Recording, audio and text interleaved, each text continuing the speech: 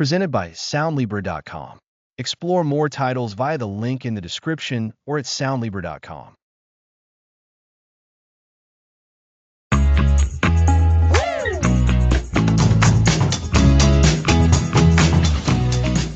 Today we explore the great generational divide. Before we dive in, just a quick heads up that while we're discussing general social trends and mentalities, this isn't professional psychological or medical advice. So definitely consult a professional for specific personal concerns. That's a helpful reminder. It's a topic we hear about constantly. Different generations seem so distinct in their views and actions. It can feel like a communication barrier. That's a perfect way to describe it.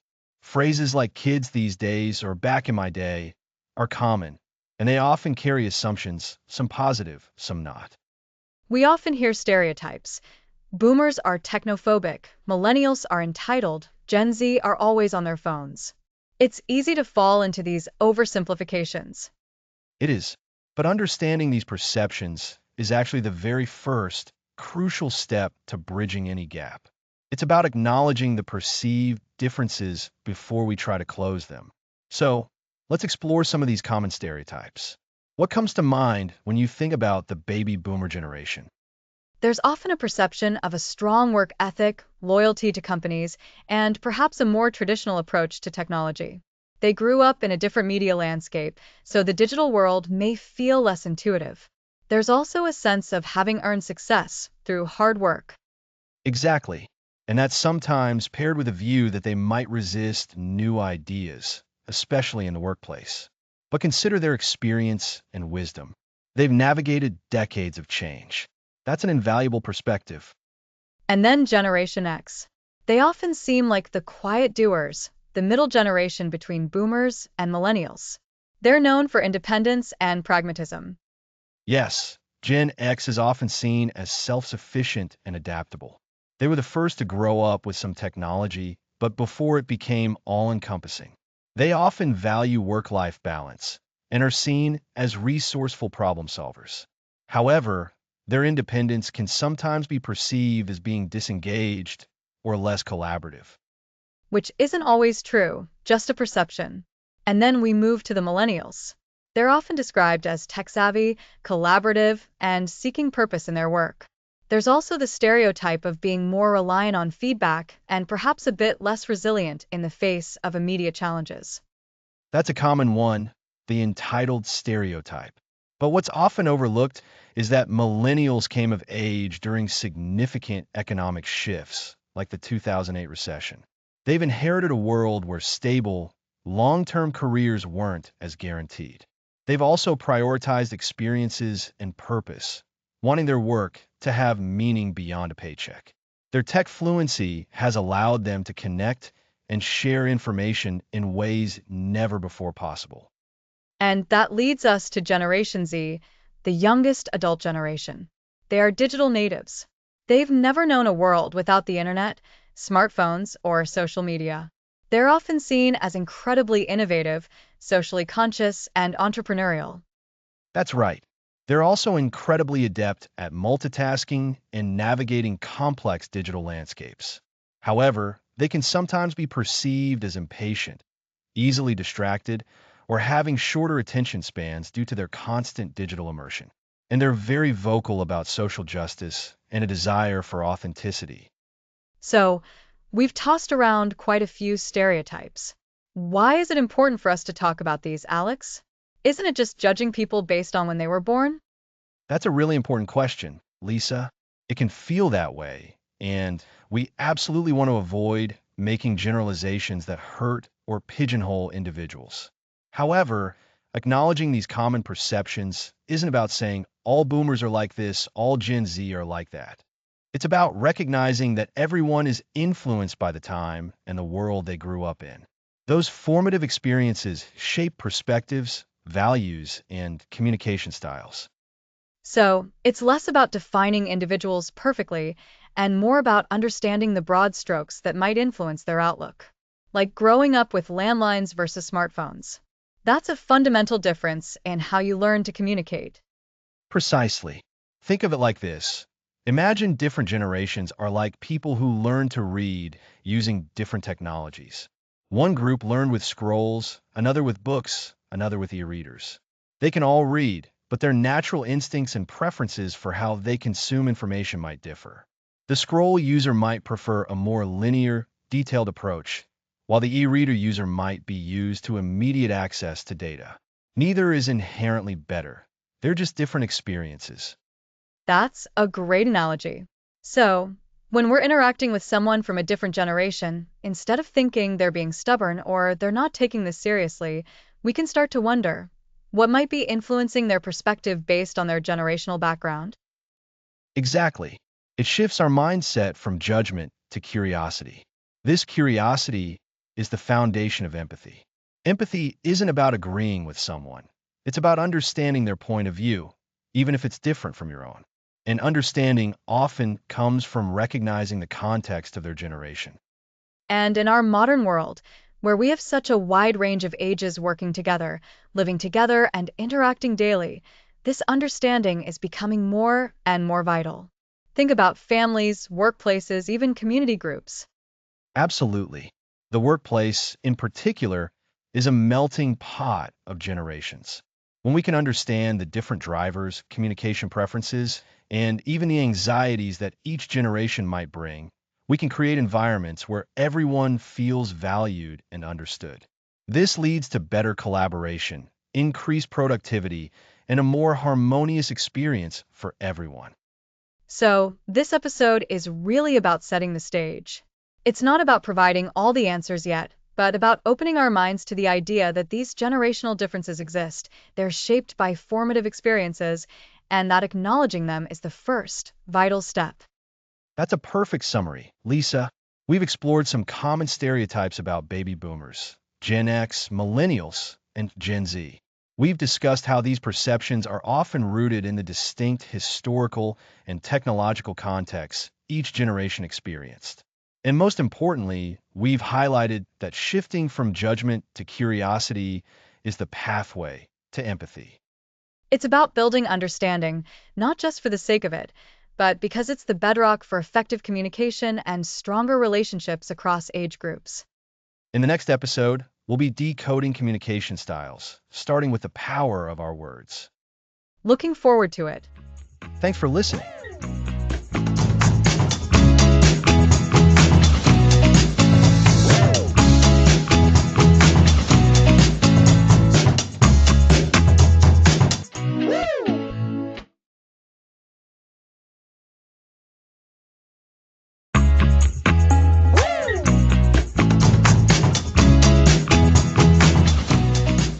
Welcome back. Today, we're decoding communication styles and how words matter. It's episode 2, and we're diving into how generational preferences for directness, formality, and humor can cause misunderstandings. Think about a boomer appreciating a direct, concise email for efficiency. They value clear tasks and deadlines.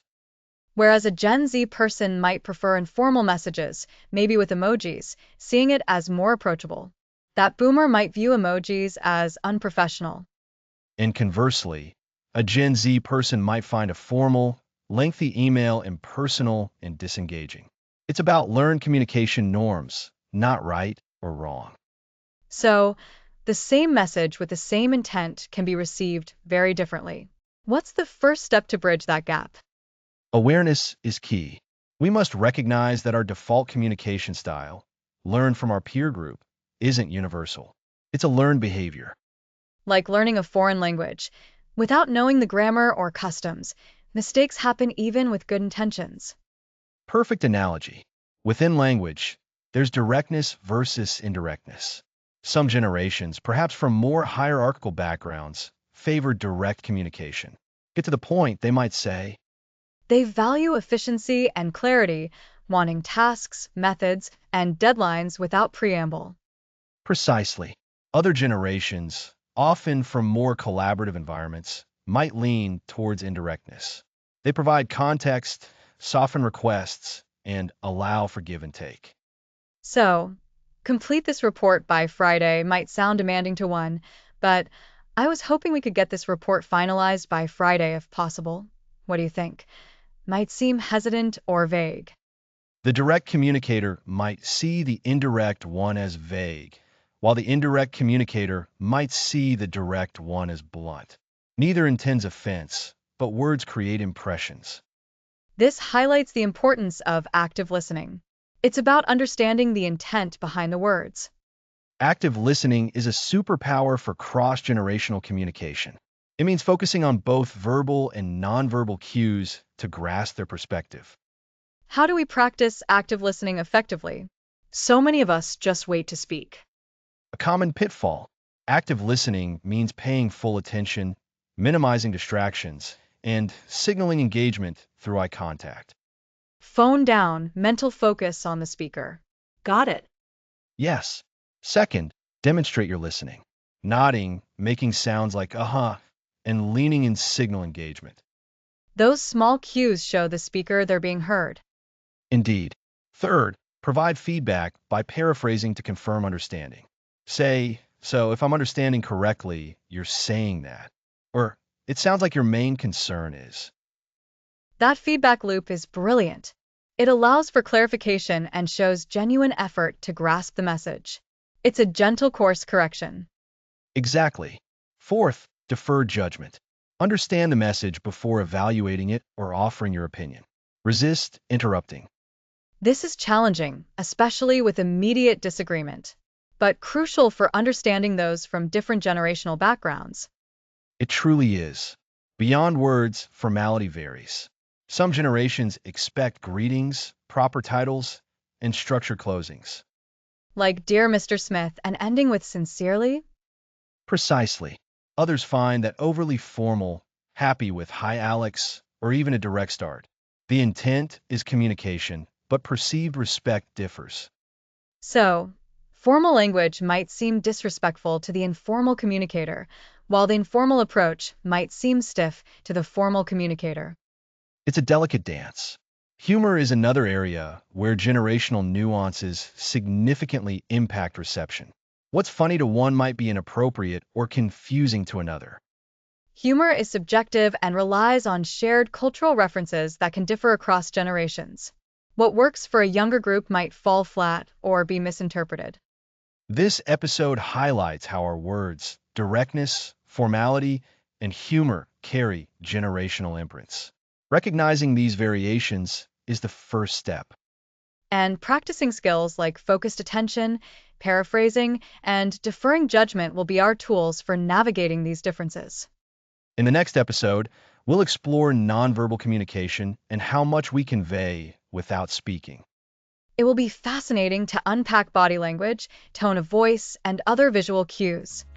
Thanks for listening.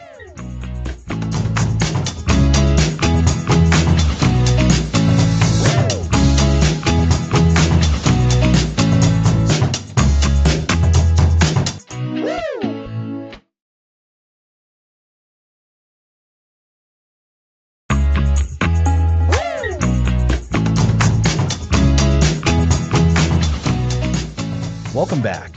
Last time, we explored the power of spoken words and how different generations might choose them. Now, let's explore the unspoken language. That's right, Alex. Because communication isn't just about what we say, is it? It's so much about how we say it, and even where we say it. This episode, we're decoding communication styles beyond just the verbal. Absolutely.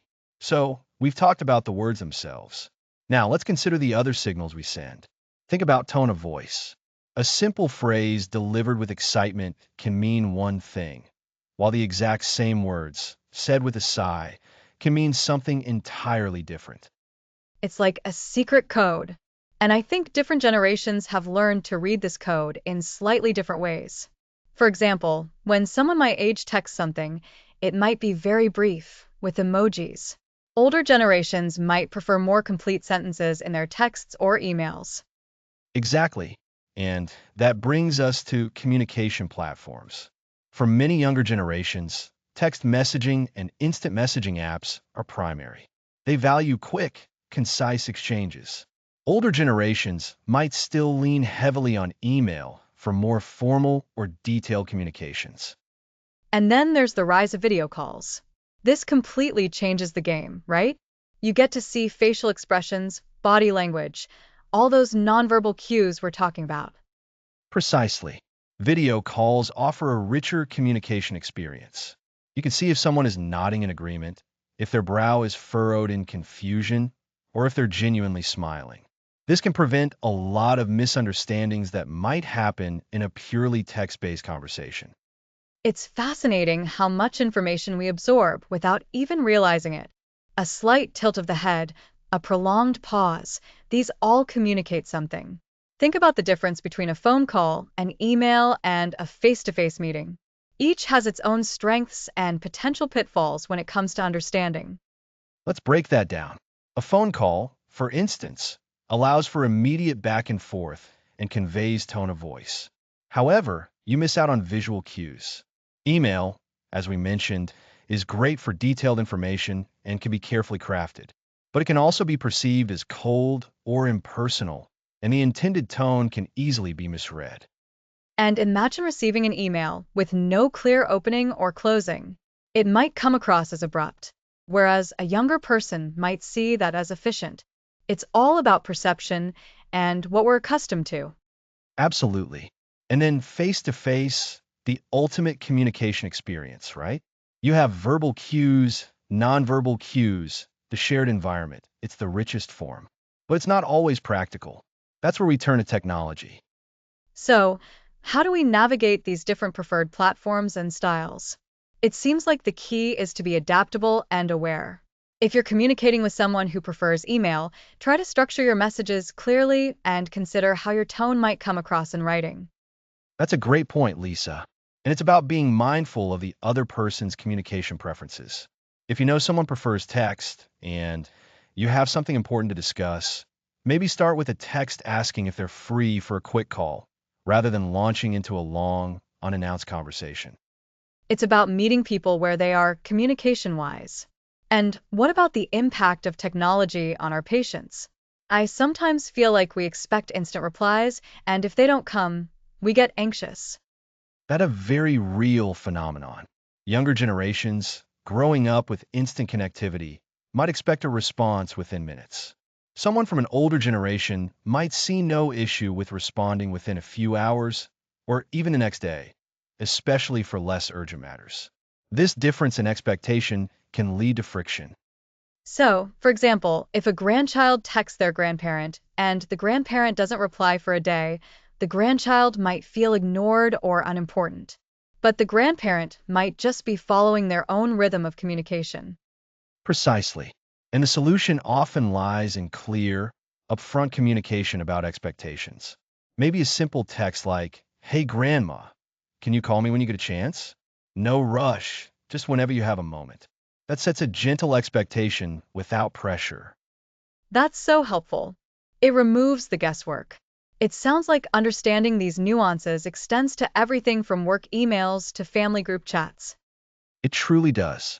And let's consider the impact of technology, like social media.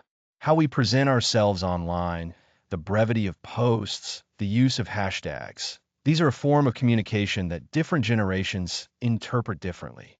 A carefully curated Instagram post from one person might be seen as a display of vanity, while for another, it's simply sharing their life. It's so true. And the way we use emojis or GIFs. Some people see them as adding personality and humor, while others might find them unprofessional or even juvenile. This is why active listening and observation are so crucial. Pay attention not just to the words, but to the accompanying expressions, the choice of platform, the timing of the response, and even the use of digital embellishments like emojis. When you notice these patterns in others, you can begin to understand their communication style. So, to recap our digital and nonverbal journey today, we've discussed how tone of voice, facial expressions, and body language are vital parts of communication.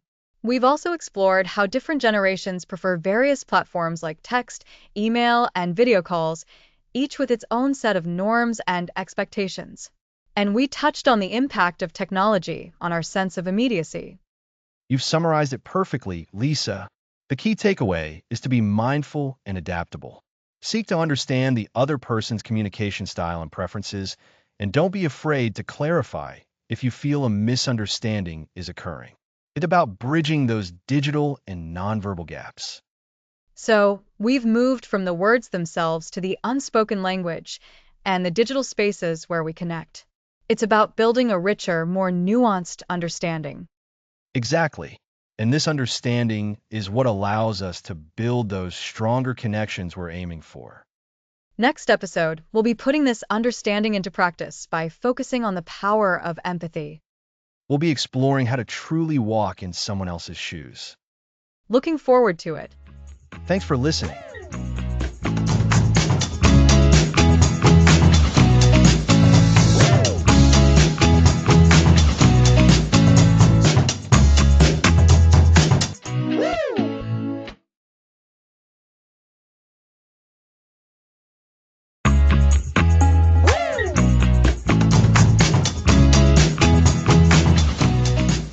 Welcome back to Communicate Across Generations.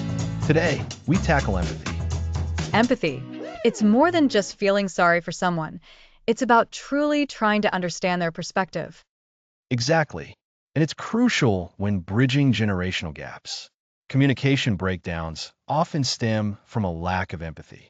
It's about stepping outside our own shoes and genuinely trying to walk in someone else's. Walking in their shoes. I like that analogy. Our worldview is shaped by our experiences. What's obvious to one generation might be foreign to another. Absolutely. Your perspective is molded by the eras you grew up in. For a baby boomer, a world without instant connectivity was normal. For Gen Z, a world without smartphones is almost unimaginable. These foundational experiences influence how we approach problem solving and what we value. So, instead of judging behavior based on our own frame of reference, we should ask, what experiences led them to this perspective? Precisely. And that's where practical empathy comes in. It's an action. One effective way to cultivate it is through active listening. Right? It's about hearing not just the words, but the emotions and underlying message. When conversing with someone from a different generation, focus on them. Ask clarifying questions. Understand their motivations. If a younger colleague seems impatient with processes, try to understand why. Perhaps they're used to faster workflows or have a different understanding of efficiency. That's a great example. It's also about suspending judgment. We all have unconscious biases and stereotypes about generations. Empathy requires us to push past those and see the individual. I've certainly caught myself assuming older colleagues aren't tech savvy, or younger ones lack work ethic. Those stereotypes are so pervasive. They are, but conscious effort can change that. A helpful exercise is to consciously seek out share values. Most people value respect, security, contribution, and connection. When you identify common ground, you can build from there. Ask yourself, how does this younger person's desire for autonomy connect with an older person's desire for security? The underlying need could be similar. That's insightful. It's about looking for the human underneath the generational label. Storytelling is powerful for this, as we'll discuss more. But even in everyday conversations, sharing a bit about your own experiences can build that empathetic connection. Definitely. Sometimes it's about acknowledging we don't know. Saying, I can only imagine what that was like for you, or this is new territory for me. Can you help me understand? Shows humility and a genuine desire to connect. I remember a situation where a senior colleague was frustrated that newer generations expected constant feedback. My first instinct was to defend the younger folks. But then I paused. Why is my senior colleague resistant? I realized that in their experience, feedback was sparse, usually reserved for performance reviews. Constant feedback might have felt like micromanagement. And how did you approach that?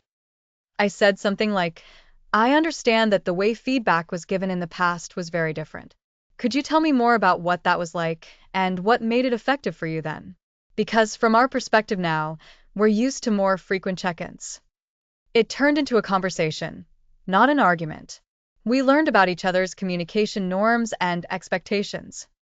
That's perfect empathy in action. You didn't dismiss their experience. You sought to understand it, and then shared your perspective non-confrontationally. You built a bridge. This is the foundation for all our topics. Without empathy, understanding communication styles, leveraging technology, resolving conflict, it all becomes harder. So, to recap, empathy means intentionally and actively seeking to understand another person's experiences and feelings from their point of view. It involves stepping outside our own generational context, suspending judgment, listening actively, and looking for shared human values. And the goal isn't to agree with everyone, but to foster mutual respect and understanding, leading to more harmonious interactions across generations. It truly is the bedrock of connection. When you feel understood, you're more open to understanding others. Absolutely. And in our next episode, we'll explore how technology can be a tool for building these connections. Looking forward to it. Next episode: Technology as a Bridge, Not a Barrier.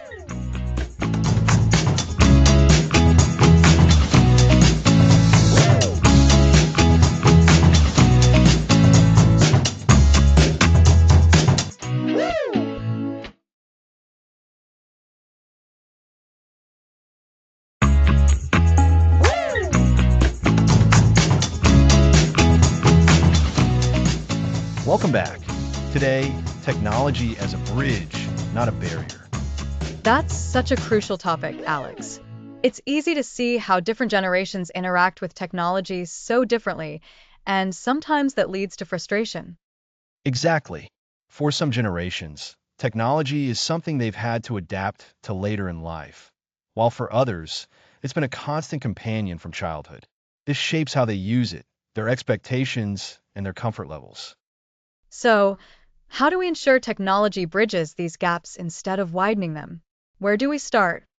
I think the first step is acknowledging that the digital landscape can be overwhelming, especially for those less familiar with it. For older generations, learning new apps or social media can feel like learning a new language. The key here is patience and a willingness to teach without judgment. That makes sense. If someone is dismissive when you're learning something new, you shut down. But if they're encouraging, you're more likely to stick with it. Precisely. So, for those who are more tech savvy, imagine yourself as a patient tutor. When helping an older relative or friend with their phone, break down the steps clearly. Instead of saying, just do this, guide them. For example, if you're teaching them how to video call, explain what the call button looks like, what happens when they press it, and what to expect on the other side. I love that. So, it's about demystifying the process. And for younger generations, how can they better understand the digital world their parents or grandparents might be navigating or perhaps avoiding? That's the other side of the coin. Younger generations often live on social media, a world that can be incredibly confusing to those who didn't grow up with it. Understanding the etiquette, the common platforms, and even the common slang used online is a way to show interest and build connection. So, it's not just about teaching, but also about learning and showing curiosity. Absolutely. We need to move beyond the assumption that one generation's use of technology is inherently better or more valid than another's. Each has its own strengths and challenges. For parents helping their children navigate the online world, it's about understanding the platforms they use, not necessarily to master them, but to have informed conversations about online safety and the impact of social media on mental well-being. That's a really important point. It's not just about the fun of connecting, but also about the responsibilities that come with being online. Indeed, and technology can be a fantastic tool for sharing stories. Think about photo sharing apps or shared digital scrapbooks. These allow generations to connect through memories. A grandparent can share old family photos, and grandchildren can react and comment, creating a living digital archive. That's a beautiful idea. It makes those old photos come alive again, and it gives younger people a tangible link to their family's past. And consider how technology can facilitate practical support. Online grocery shopping, telehealth appointments, or even just setting up reminders for medications. These are all ways technology can empower individuals and offer peace of mind for their loved ones. It's about using tech to support independence and connection. This is so helpful, Alex. So, we're really looking at two main approaches: patient teaching and curious learning. That's right. For those who are more tech savvy, the approach is patient instruction. Break down complex tasks into simple, manageable steps. Use clear, non-technical language and lots of repetition. Imagine you're explaining something for the very first time and offer encouragement. Celebrate small victories. It's not about speed, it's about building confidence. And for those who might be less comfortable, or for younger people wanting to connect with older generations through technology, the approach is mindful curiosity. Ask questions about the platforms they use, show genuine interest in their online activities, and understand that their digital world, even if it seems simple, is their space. Exactly. It's also about recognizing that different generations use technology for different purposes. Younger people might use it for social connection, entertainment, and information gathering. Older generations might use it for staying in touch with family, accessing news, or managing their health. Understanding these different motivations can foster greater empathy. So, in essence, we're encouraging open communication about our tech experiences, both good and bad. Yes, and if there are frustrations, address them constructively. Instead of saying, you never understand this technology, try, I'm having trouble explaining this. Is there another way I can show you? Or on the flip side, if a younger person is showing impatience, they can rephrase, let's try this together. I'll guide you through each step. It's about seeing technology not as a generational battleground, but as a shared tool that we can learn to use together, understanding each other's needs and perspectives. That's a perfect way to put it, Lisa. Technology, when approached with the right mindset, can indeed be a powerful bridge. It allows us to share experiences, to support each other, and to keep those important intergenerational connections strong. Remember, the goal isn't for everyone to be a tech expert, but for everyone to feel included and connected in our increasingly digital world. So, to recap, when it comes to technology as a bridge, we're encouraging patience and clear instruction when teaching, genuine curiosity, and open communication when learning. And crucially, recognizing that different generations use technology for diverse and valid reasons, and that shared digital experiences can build real bonds. You got it. And this brings us neatly to our next episode, where we'll be exploring the art of sharing stories and how they could be a powerful way to build even deeper bonds across ages. Next episode, sharing stories, building bonds.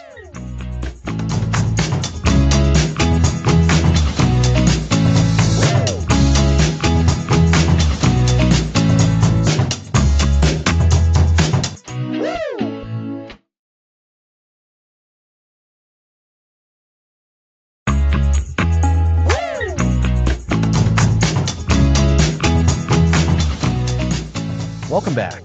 Last time, we explored how technology can build bridges. Now, let's focus on sharing stories. Sharing stories sounds simple, but it's incredibly powerful, Alex. It's how we understand each other, learn about our past, and build relationships. Today, we're discussing how personal narratives and family histories forge deeper bonds between generations. Exactly, Lisa. Hearing someone's story means glimpsing their experiences, their emotions, and their journey. It's like walking in their shoes, as we discussed with empathy. Stories connect us on a deeply personal level. So, it's not just about the facts, but the why and how, the feelings involved. When an older relative shares a childhood story, it's about what it felt like for them, their hopes and fears back then. Precisely. For younger generations, these stories offer a tangible connection to their heritage. Hearing firsthand accounts makes history come alive, far beyond what you might read in textbooks. That really resonates with me. My grandmother shared personal details about a historical event, what she ate, her worries, what gave her hope. It was far more impactful than any history book I ever read. Those are truly golden moments. And this is a two-way street. Younger generations have their own valuable stories and perspectives shaped by their unique experiences. Inviting them to share and listening is just as crucial. That's such an important point. It's not just elders imparting wisdom. It's about creating a space where everyone's story is valued. A teenager's social media experience is their story, and it's as valid as a grandparent's memory of their first car. Absolutely. It fosters mutual respect. Seeking out these stories often reveals shared values or emotions that simply transcend age. You might find common ground in environmental concerns, hobbies, or even childhood fears. So, how do we actually encourage these conversations? Asking, tell me your life story, can feel a bit awkward, can it? It can seem daunting, but the trick is to start small and create natural opportunities. Think about meal times, car rides, or quiet afternoons. Instead of broad, open-ended questions, try specifics. What was your favorite toy when you were my age? Or what did you do for fun on a Saturday? Those are brilliant icebreakers. They're specific enough to trigger a memory, but open enough for a rich response. Focusing on simple, everyday experiences is a fantastic approach. Exactly. Or you can connect to current events or shared interests. Watching a historical movie? Ask, what was it like when historical element happened in real life? Discussing technology? Ask, what was the most exciting new invention from your youth? That's so clever, tying it into common activities. It makes the conversation flow much more naturally. What about family traditions or heirlooms? Do they also prompt stories? Oh, absolutely. Traditions are absolutely steeped in stories. Asking, why do we always make stuffing this particular way? Or what's the story behind this old photograph? Can unlock a flood of memories. Heirlooms, too. Even a worn teacup can have a fascinating history. It seems crucial to ask open-ended questions that invite more than a simple yes or no answer. And the way we ask is just as important as what we ask, right?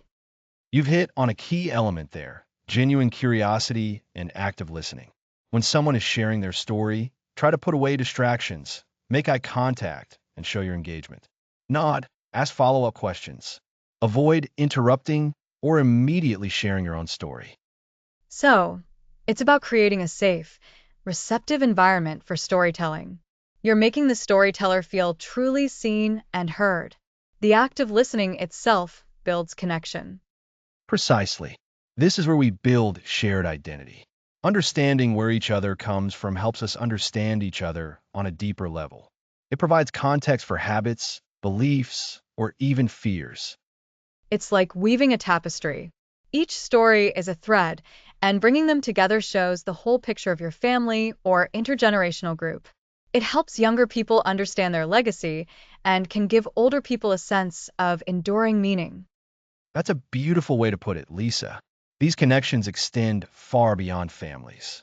In workplaces or community groups, sharing and listening breaks down stereotypes and fosters inclusivity.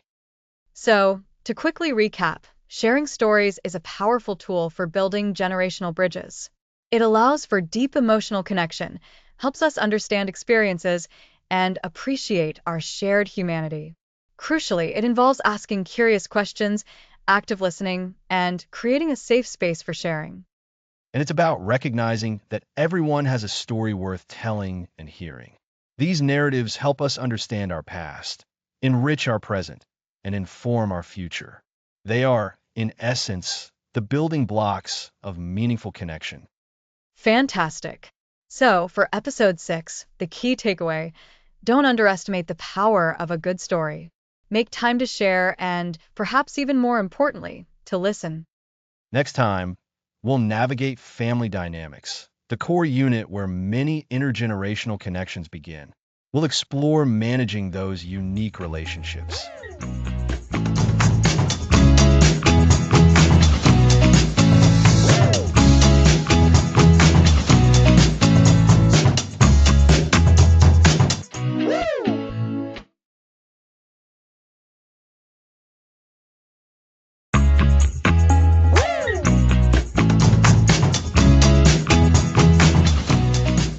Welcome back. Last time, We explored how sharing stories can build incredible bonds between people of different ages. Today, we're diving into the heart of it all, navigating family dynamics. The family unit is often our first and most enduring social circle, and it's where generational differences can really come to the surface. That's so true, Alex. For many of us, home is where we first learned about communication, or sometimes where we learned what not to do when talking to different generations. It's like a microcosm of the bigger world, isn't it? Exactly, Lisa. And within families, we have a unique mix of shared history, deep emotional connections, and sometimes deeply ingrained patterns.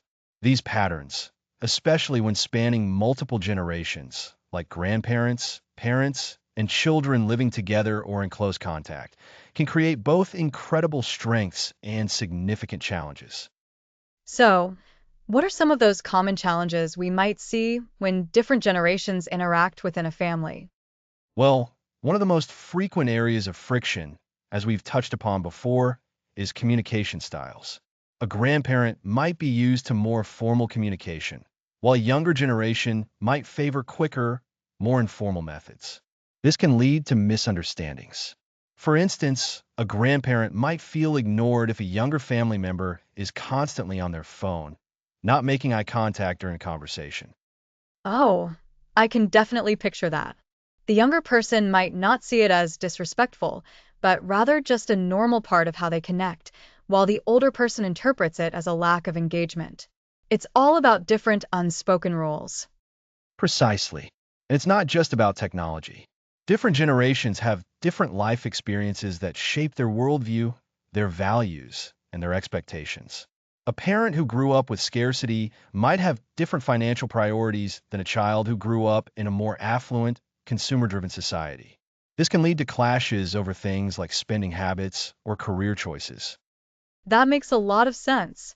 So, it's not just about the way we talk, but also what we talk about and the underlying assumptions we bring to those conversations. How can families start to bridge these gaps? What are some practical strategies? A really powerful first step is simply increasing awareness. Encouraging family members to talk about their communication styles and expectations, rather than just reacting to them, can be incredibly helpful. Imagine sitting down, not to solve a problem, but just to share how each person prefers to receive information or how they feel when certain things happen. So, it's like an open dialogue about the communication itself. When I see you doing X, I feel Y, without it turning into an accusation.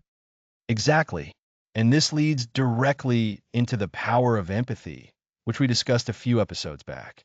For family members, actively trying to understand the lived experiences of each other is crucial. For example, a grandmother who lived through a depression might have a very different perspective on saving money than her granddaughter, who's been exposed to a culture of instant gratification. Really listening to her stories about that experience can foster empathy and understanding, even if their current financial situations are very different. That's a great reminder. It's about not just hearing the words, but trying to step into their shoes, to see the world from their vantage point, shaped by their unique history. And we can also leverage technology as a bridge, just as we talked about earlier. While it can sometimes be a source of friction, it can also be a fantastic tool for connection. Younger generations can help older family members navigate video calls, share photos instantly, or even create digital scrapbooks of family memories. This can open up new ways for them to share and connect, especially if physical proximity is a challenge. I love that. It turns a potential barrier into a bridge. It's about finding common ground where technology can facilitate connection rather than create distance. Another vital element in navigating family dynamics is active listening and validation. When a family member expresses a concern or a feeling, acknowledging it, even if you don't agree with the premise, can de escalate conflict. Phrases like, I hear you saying that you feel X, or it sounds like you're concerned about Y, can make a huge difference. Validation doesn't mean agreement, it means acknowledging the other person's reality. That's a really important distinction. It's about letting someone know they've been heard and understood, which is often the first step to resolving any disagreement. So, recap for our listeners. We're talking about increasing awareness of communication styles, fostering empathy by understanding each generation's lived experiences, using technology as a connective tool, and practicing active listening and validation. You've got it. And these strategies aren't just for resolving conflict, they're for building stronger, more resilient family relationships. When we can communicate effectively across generations within our families, it creates a stable foundation that supports us as we navigate the wider world. Remember that family is often our first community, and strong communication within that core unit ripples outwards. It's the bedrock, isn't it? And so often, we just assume our family members understand us, or should understand us, without ever explicitly talking about how we best communicate and feel understood. That's a perfect summary, Lisa. By being intentional about how we communicate within our families, we can turn potential points of friction into opportunities for deeper connection and mutual respect. We can move from assuming understanding to actively building it, generation by generation. It's about nurturing those bonds so they can withstand the natural shifts and changes that time brings to any family. Absolutely. And these are skills that will serve us not just at home, but in all our relationships. Next episode, we're taking these principles of cross generational connection into a completely different, but equally important arena, the workplace. I'm looking forward to it. Next episode, the workplace wonders cross generational collaboration.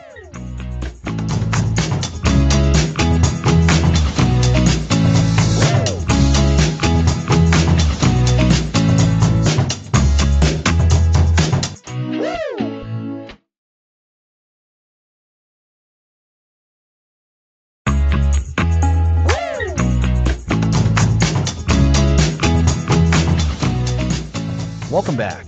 Today, we shift to the professional realm. Last time, we explored navigating family dynamics.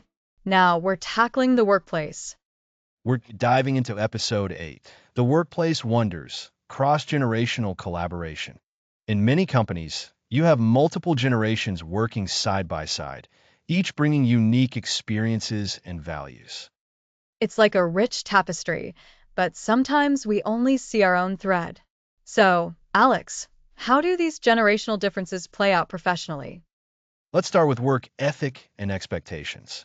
Some older generations might value long hours and face-to-face interactions, seeing them as indicators of commitment.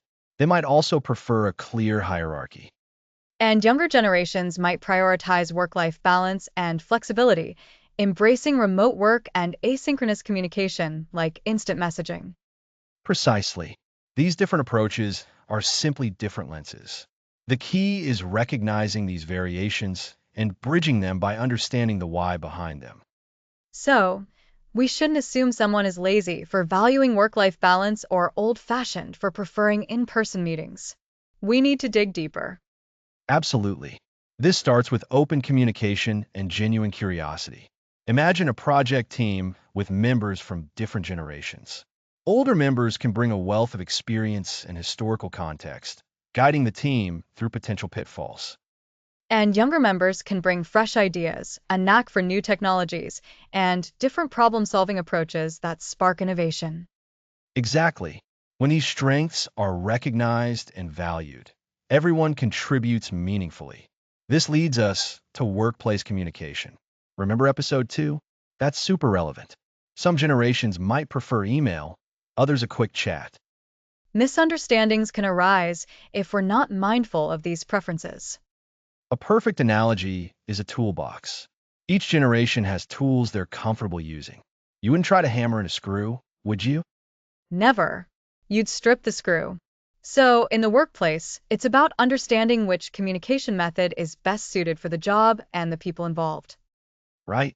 And actively encouraging people to try each other's preferred methods. A manager might encourage a younger employee to present in a structured meeting, while also learning about their project management software. This builds trust. So, it's not just about adapting our style, but appreciating and learning from theirs. Building trust and mutual respect are foundational in families and the workplace. They are. This extends to leadership and mentorship.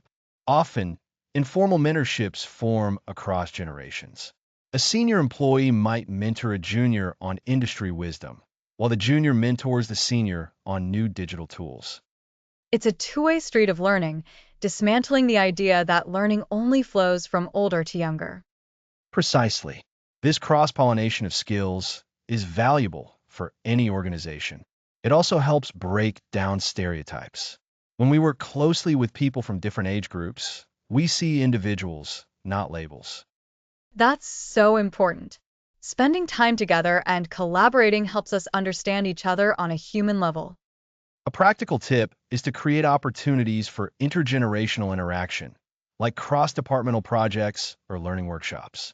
The goal is shared experience. Like building a common ground. When we have those shared experiences, it's easier to understand each other and resolve conflicts, which we'll discuss more in episode 10. Today, we've discussed how different generations have varying work ethics and communication preferences. The key is recognizing these as opportunities, not obstacles. By fostering open communication, practicing empathy, and showing curiosity, we can bridge these gaps. We also highlighted the importance of mutual respect. Think of a diverse orchestra, where each instrument plays a vital role. And leaders should encourage this sharing of knowledge, creating a learning environment for everyone. A workplace that embraces cross-generational collaboration is more innovative and productive. Well said, Lisa.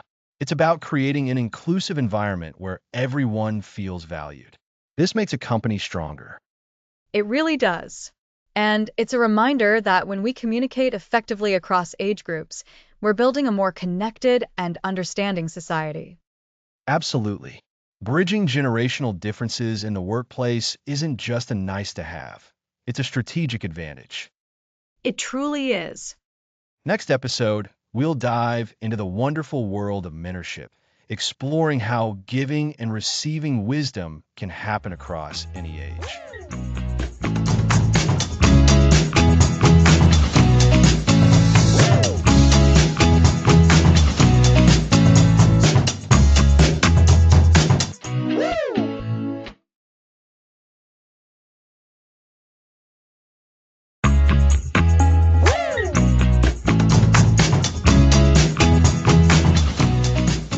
Welcome back, everyone. We're diving into mentorship magic today, episode 9. That's such a great topic, Alex. It's about those moments when someone shares their experience or offers a listening ear. Last time, we explored cross-generational collaboration in the workplace, and mentorship is really the natural next step, isn't it? It's where collaboration becomes deeply personal and impactful. Precisely, Lisa. Mentorship is a powerful two-way street. It's not just about an older, more experienced person guiding a younger one. It's a dynamic exchange that benefits everyone involved. Today, we want to break down what makes mentorship so effective and how you can cultivate these invaluable relationships, whether you're looking to find a mentor or become one. So, Alex, let's start with the basics. What exactly is mentorship, and why is it so crucial for bridging generational divides? At its core, mentorship is a relationship where a more experienced or knowledgeable person, the mentor, guides and supports another person, the mentee, in their personal or professional development. It's about sharing wisdom, offering advice, and providing encouragement. What makes it crucial for bridging generational gaps is that it naturally forces interaction and understanding between different age groups. When a young professional is mentored by someone who's been in the field for decades, they gain perspective that you just can't get from a textbook or any online course. And the mentor? They get a fresh perspective, learn about new technologies or trends, and stay invigorated. I love that emphasis on it being a two-way street. It's not just about the mentee gaining something, but the mentor also. Can you give us some concrete examples of how this plays out? Absolutely. Imagine a seasoned engineer who spent 30 years designing infrastructure. They have an incredible depth of knowledge about building codes, project management, and navigating complex client relationships. Now, imagine they're mentoring a recent grad. The mentee brings an understanding of the latest design software, new sustainable materials, and perhaps a different approach to teamwork. things the experienced engineer might not be as familiar with. The engineer can guide the mentee through the intricacies of a large-scale project, explaining the why behind certain decisions and helping them avoid common pitfalls. In return, the mentee might show the engineer how to use a new collaboration tool that streamlines communication or introduce them to a more efficient way to model a design. That's a fantastic example. So, the mentor is sharing practical experience, and the mentee is sharing up-to-date knowledge and fresh perspectives. It's like they're building a richer understanding together. Exactly. And it goes beyond just technical skills. Mentorship can profoundly impact soft skills too. A mentor can help a mentee develop confidence, improve their communication, learn to handle feedback constructively, and understand organizational politics. For a younger person, navigating the early stages of their career, this kind of guidance can be a game changer, helping them avoid mistakes that could set them back. And what about the mentor's benefits? You mentioned staying invigorated and getting new perspectives. What else can they gain? For mentors, the benefits are often deeply personal and rewarding. Firstly, there's the satisfaction of giving back and contributing to someone's success. It can be incredibly fulfilling to see a mentee grow and achieve their goals, knowing you played a part. Secondly, it sharpens their own leadership and coaching skills. Actively teaching and guiding someone requires clear communication, patience, and the ability to adapt your approach. It reinforces their own knowledge as they have to articulate complex ideas. And as we touched on, they gain exposure to new ideas and ways of thinking from their ments. This keeps them feeling relevant and engaged, especially in rapidly changing fields. It sounds like fostering these relationships is a win-win, creating a more connected and knowledgeable community. So, Alex, how does one actually go about establishing a good mentorship? It can feel a little daunting. That's a very relatable feeling, Lisa. Many people shy away from it because they're not sure how to start. The first step is often about mindset. Be open to the idea and be proactive. If you're looking for a mentor, identify someone whose career path or skills you admire. It could be someone in your company, a professional contact, or even someone you admire from afar. Then approach them thoughtfully. Don't just ask, "Will you be my mentor?" That can feel like a huge commitment. Instead, start with a specific request. Would you be willing to grab coffee sometime? I'd love to pick your brain about X topic. Precisely. Start small. Ask for an informational interview or a brief chat to discuss a specific challenge you're facing. During that conversation, be prepared, have questions ready, and show genuine interest in their experiences. If the conversation goes well and you feel a connection, you can then broach the idea of a more regular check-in. You might say something like, "I found this conversation so valuable, and I'm hoping to continue learning. Would you be open to meeting periodically, perhaps once a month, to discuss my development?" That makes so much sense. It's a gradual build, showing you value their time and expertise.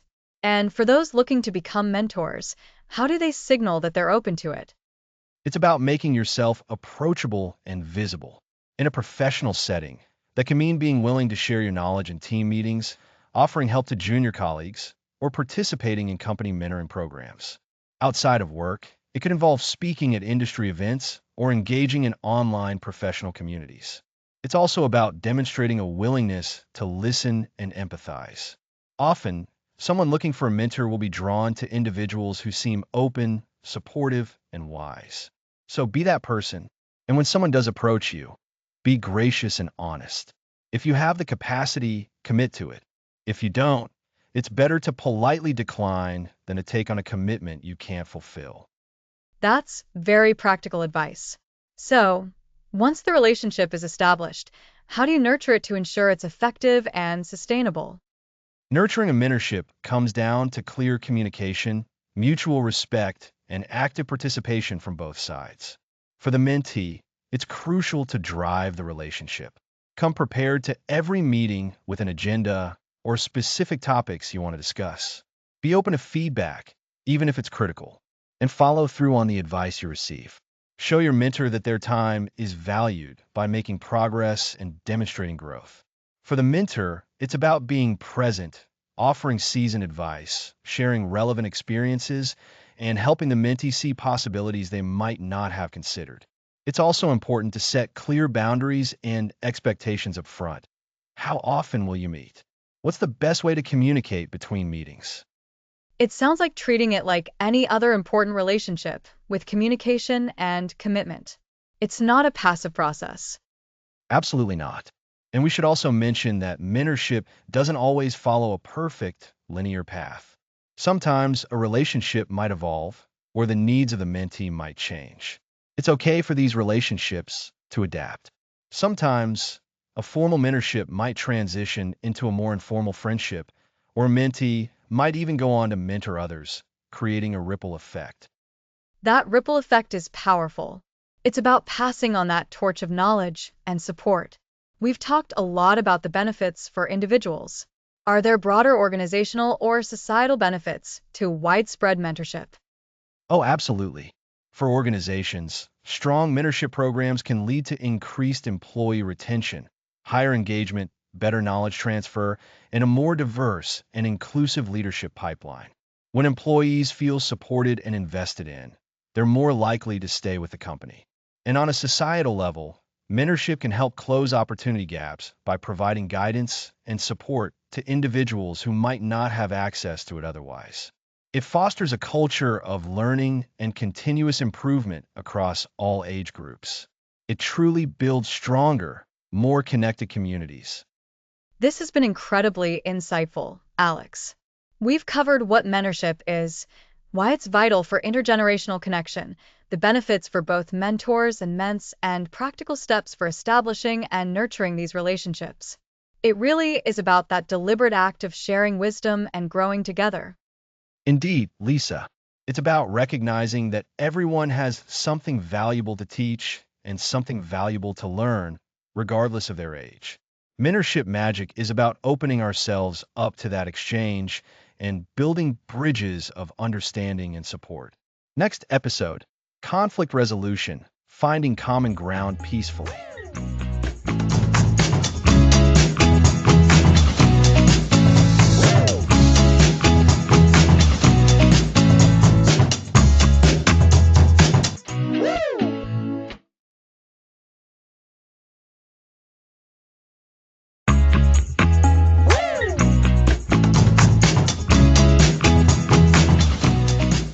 Welcome back. Last time we delved into mentorship. Today, we're tackling conflict resolution. Absolutely, Alex. Conflict is inevitable when you have people with different backgrounds, experiences, and perspectives interacting. It's not about avoiding conflict, but learning how to navigate it constructively. So, Alex, where do we start when tension rises? The very first step, and perhaps the most challenging, is to manage your own emotional reaction. When we feel attacked or misunderstood, our natural instinct is to get defensive.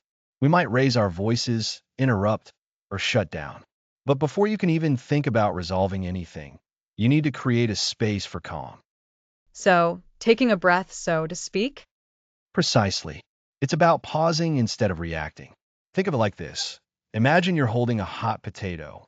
Your first instinct is to drop it or throw it away. But if you can hold on to it for just a few extra seconds, the immediate burning sensation subsides, and you can then place it down more deliberately. That pause allows your rational brain to catch up with your emotional brain. That's a great analogy. So, once we've managed our own initial reaction, what's next in addressing the conflict itself? The next crucial step is active listening. And I don't just mean hearing the words someone is saying. Active listening is about truly understanding their perspective, their feelings, and their needs. It involves giving the other person your full attention, making eye contact if appropriate, and signaling that you're engaged through nods and verbal cues like, I see, or go on. It's easy to nod along while secretly planning your rebuttal, isn't it? It is, and that's exactly what we need to avoid. Active listening means you're focused on understanding, not on formulating your counterargument. You're trying to get inside their head. So, you might ask clarifying questions like, can you tell me more about that? Or so, if I understand correctly, you're feeling X because of Y, is that right? This simple act of seeking to understand can diffuse a lot of tension. That makes sense. It shows respect for their viewpoint, even if you don't agree with it. Exactly. And that leads us to another powerful tool, empathy. Remember when we discussed empathy in episode 4? It's just as vital here. Try to genuinely put yourself in the other person's shoes. What might be motivating their behavior? Were there underlying concerns or fears? When you approach the situation with empathy, you're more likely to find solutions that address their needs as well as your own. So it's about shifting from, I'm right, you're wrong, to how can we both feel heard and understood? You've hit the nail on the head. This brings us to the core of resolution, finding common ground. Often, underneath the surface level disagreement, there are shared goals or values. Perhaps you both want a project to succeed, or you both want a harmonious home environment. Identifying these shared objectives can be a powerful starting point for collaboration.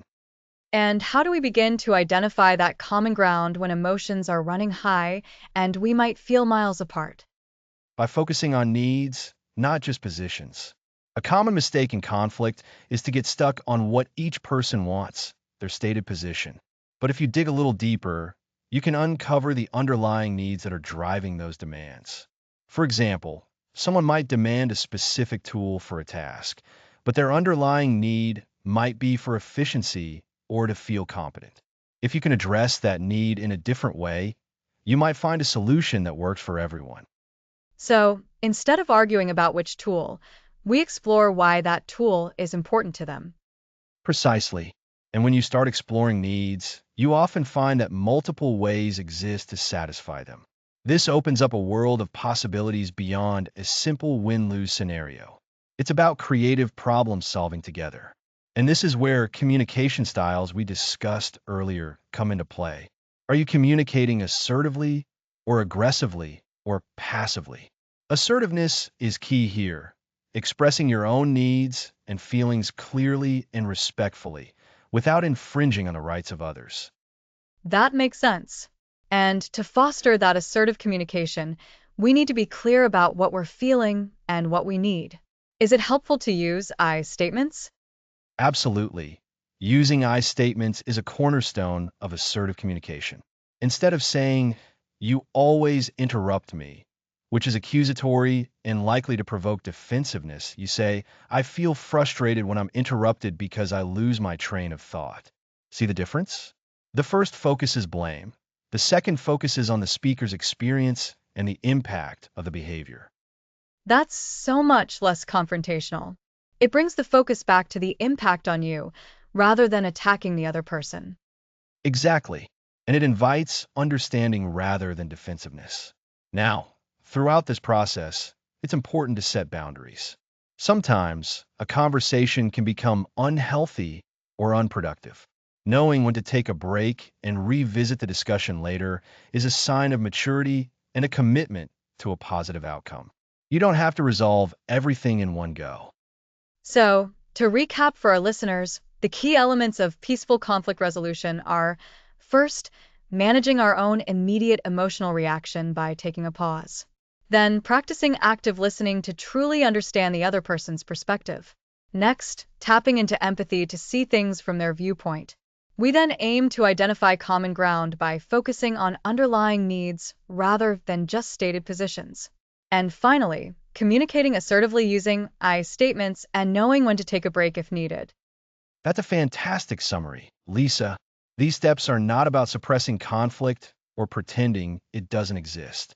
They are about channeling the energy of conflict into something productive that strengthens relationships and leads to better outcomes for everyone involved. Conflict, when handled well, can actually be an opportunity for growth.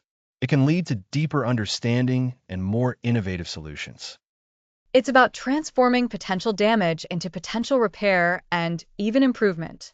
It really underscores the idea that understanding different perspectives, even when there's disagreement, is fundamental.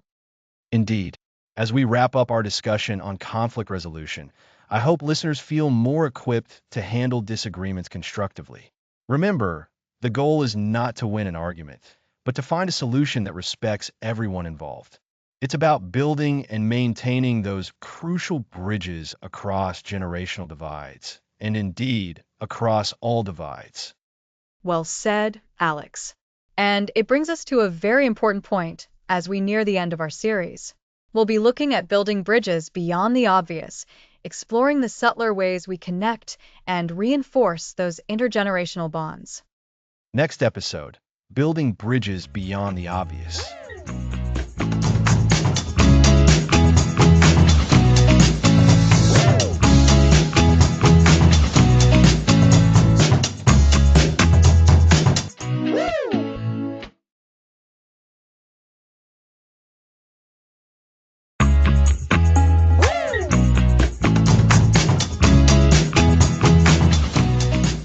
Welcome back to Communicate Across Generations. We're expanding our focus to community connections now. That's right, Alex. We've spent a lot of time focusing on one-on-one connections, understanding different communication styles, and employing empathy. Now we're asking, how can these same principles create a stronger, more connected society for people of all ages? Exactly. Think about it. So many societal challenges, from social isolation to the need for skilled volunteers, can be addressed by simply bringing different generations together with intentionality and understanding. It's about recognizing that everyone has something valuable to contribute, regardless of their age. And that's where something like intergenerational volunteerism really shines. It's not just about filling a need, it's about enriching lives on both sides. For example, imagine a retirement community partnering with a local high school for a project. The seniors might have decades of experience in a particular craft, say knitting or woodworking, and the students are eager to learn. And this isn't a one-way street.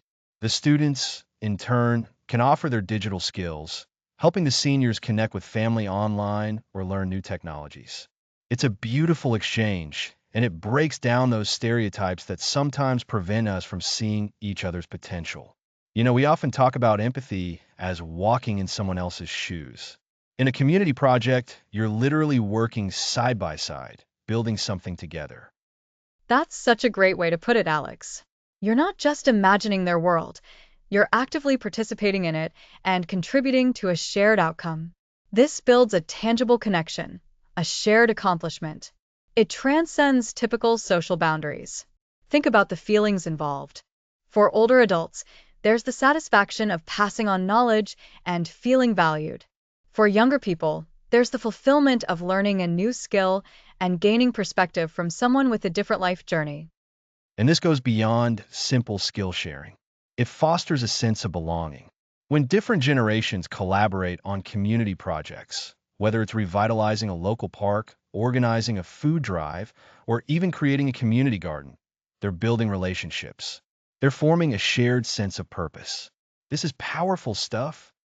It really is. You're seeing individuals not just as an old person or a young person, but as fellow community members with unique gifts and perspectives. This can have a ripple effect. These initial connections, born out of shared activities, can lead to deeper friendships and a more cohesive community fabric. People start looking out for each other more. Let's dive a bit deeper into the how. How do we facilitate these kinds of intergenerational collaborations effectively? It often starts with identifying a shared community need. What's something that would benefit the whole neighborhood, town, or city? And then bringing together the right people. This might involve reaching out to senior centers, schools, youth groups, local government, or community organizations. The key is to be inclusive from the outset. You want to represent a diverse range of ages and backgrounds in the planning process. Absolutely. And just like in our earlier episodes about workplace communication, setting clear expectations and goals is crucial. What do we hope to achieve with this project? What are the roles and responsibilities? But also, what are the opportunities for informal connection and relationship building? We want to encourage those spontaneous conversations that happen over a shared task.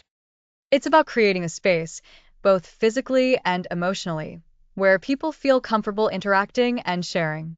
A community garden, for instance, provides a wonderful backdrop. Seniors with gardening experience can guide younger volunteers, and everyone benefits from the fresh air, the shared effort, and the eventual harvest.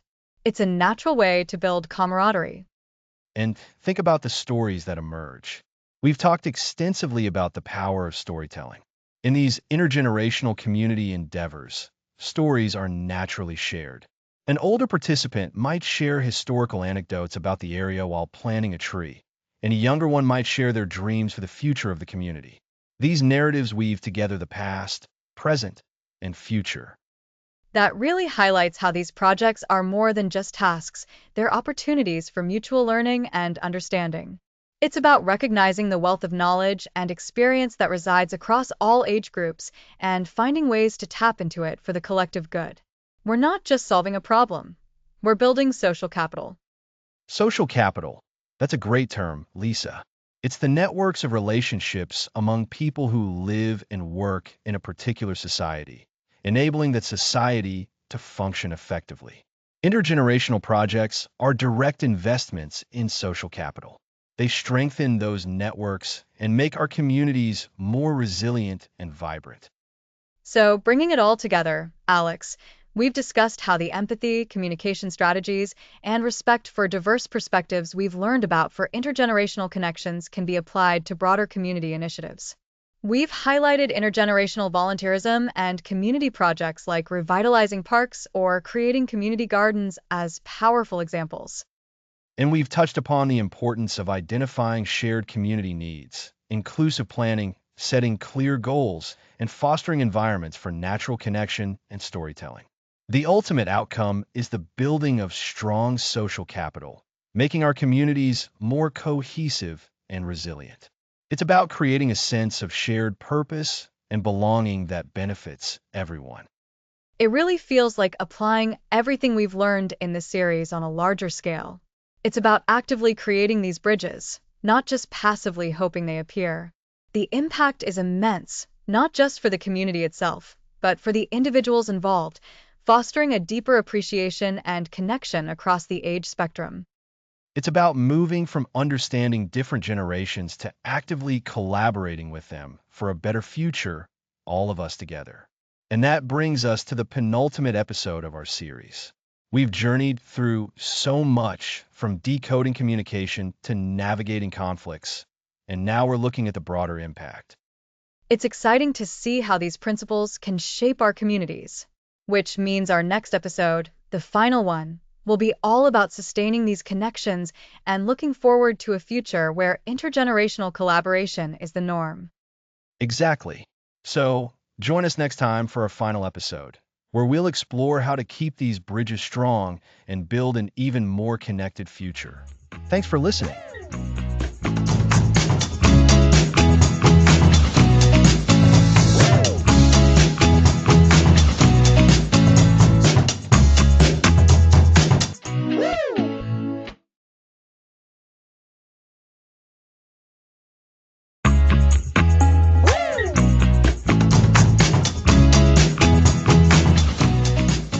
Welcome back to Communicate Across Generations.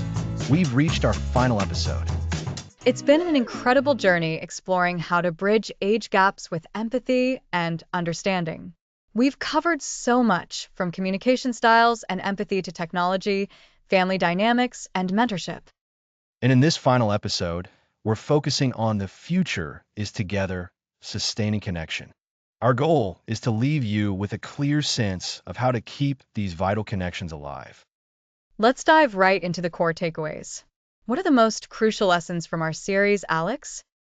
The fundamental takeaway is that communication styles vary by generation, but these differences are not permanent barriers. We learned how people express themselves is shaped by their era, affecting everything from directness to formality. And remember when we explored nonverbal cues?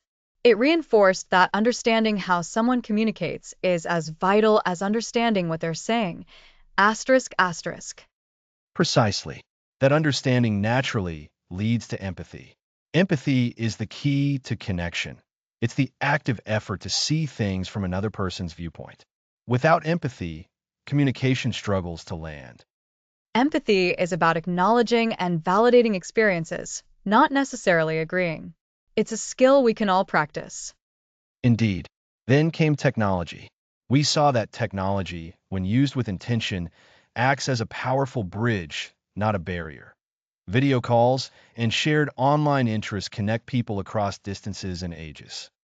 It's the intent behind the tool that matters.